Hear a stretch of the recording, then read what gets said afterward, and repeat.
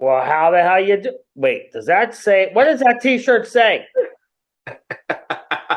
Eat the bear. I'm sorry, Bobby. I was Nobody not should eat thinking. bears. What the hell? You come on my show and you wear a T-shirt that says "Eat the Bears." Jiminy Christmas! Well, yeah, I know. I was Why not did you thinking. I book did this not guy? know Why my did you book audience. this guy? Oh, Jiminy. Okay, I'm going to do this under duress, but go ahead. No, I'm just breaking your chops there. Um, so I wanted to talk to you about podcasting because a lot of people want to do podcasts, but they Yeah, they have trouble starting. So tell us about your podcast. yeah. It's called the Anything But Typical podcast. So, Bobby, Okay. you're anything but typical. That's for I have sure. not been invited to the podcast for the record, and Well, here's the I will deal. wear a T-shirt that says "typical." Yeah, you would.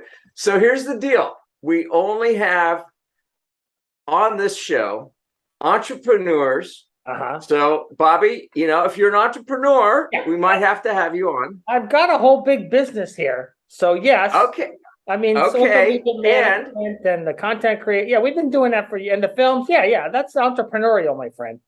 yes, that is entrepreneurial. And the second thing that we've had that the criteria has been they had to have the humility to not just talk about the podium finishes because we don't really care about those as much as we care about the behind the scenes reel and the journey and vulnerable journey sharing. So that's what we're looking for. So you probably have that too. Second thing I would have to do there in that case is I would have to look up what the word humility means. Well, yeah, you might do some research on I it. have to find out what, and then I can get back to you to find out if I have humility. I may or may not have humility. I may be knocked out of the guest by the humility issue there because sometimes I will say, on social media, I'm a bear and I've made more money than you. So I don't know if that's humble. You probably have because we haven't made any money on this podcast. I think humiliating people I can do. That's easy. I can do that in the personalized shout outs. That's easy. Yeah. You've made no money with the podcast? There's a difference between humility and humiliating. Yeah, well, so you might just look that up, okay? I will look those two up. You haven't made a penny with the podcast? We have not tried to monetize it yet, but I got to talk to you, Bobby, because evidently you know how to do that. We know how to do that. And supposedly, monetizing comes easy to us. Okay, well, I have to be a student and learn, so I will humble myself and learn. The other thing that we've had 72 episodes. We launch every other week. That's a lot of people. So it's a lot of people. And they have all been tied to Charlotte, North Carolina, where I am at. That's where you're at. Yeah. We are going to expand that, though, at some point. But right now, we've been limited to Charlotte, North Carolina, primarily because I am sick of Charlotte being in the shadow of the Research Triangle Park of Raleigh-Durham and of Austin, Texas, and of Denver, Colorado, and other tech centers because we have a lot of technology going on. And so I wanted people to realize all the cool entrepreneurial things happening. Keeping that local is good. That's smart. You could do a second version of the podcast called Beyond Charlotte. And then that way. Well, there you go. See, but I think it'll still be anything but typical because everybody's anything but typical. And Bobby, you are clearly anything but typical. Well, and again, maybe I should put, if I had some tape up here, I'd put it over Eat the Bear, but it's not about literally. Okay. We allow people to come on that have differences of opinions. If you feel eating the bear is fine, that's fine. I'm not going to be anywhere near you at a barbecue. That's just, I know, keep a safe distance. So what's been? So 70 some guests. Yes, and we're going to do something really special for once we have 100 guests. So we're going to start the clock ticking down at our 74th because 26 is how many we launch in a year. Mm-hmm. And we're going to get all of these entrepreneurs together and allow them to meet each other on the 6 months prior to that. And then we're going to have a fun event so that they can meet each other in kind of a safe place. Isn't that fun? That's great. Now, what's going to be very interesting is to see which percentage of the people started out as entrepreneurs that ended up going getting a job. That would be a very interesting percentage. So far, 100% of them that have been on our show are still entrepreneurs. That's good, but we got a couple months here to see what happens. That's true. Interesting times, my friend. That's true.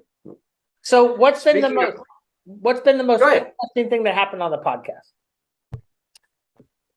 You know, each one of our guests are so interesting, quite frankly. I don't know that I can pinpoint one thing or one episode in particular. All of them are interesting because I learned something, and I know a lot of them, and I knew a lot of them. Okay, one of the ones that I did not know. I was gonna say, what's something you didn't know? There you go. That's what I was one thing that I did not know. There's a guy, and he's actually the brother-in-law of my co-host. So it's me and another entrepreneur. He sold his first company at 24, and he's a whopping 32 years old. His name's Ben McDonald. Great guy. His brother-in-law started so you'll like this, Bobby. It's a wooden bat league. So feeding up into the minors and then into the majors and on down as well. But it's called the Savannah Bananas in Savannah, Georgia. That's good. The Savannah Bananas. And this guy, Jesse Cole, is one of the most amazing entrepreneurs I've ever met.